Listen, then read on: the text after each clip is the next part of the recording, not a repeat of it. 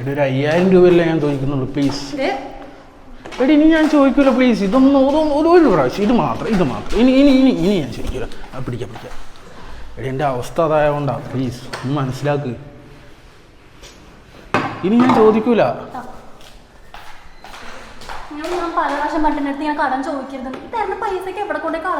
എടി ആവശ്യത്തിനല്ലേ ഞാൻ ചോദിക്കുന്നത്.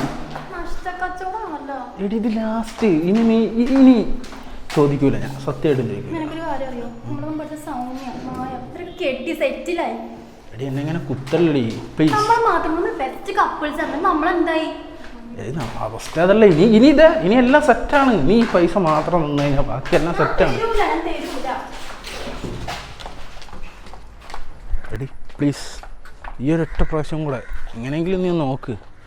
നിന്നോടല്ലാണ്ട് ആരോട് ഇരിക്കാം. പ്ലീസ്.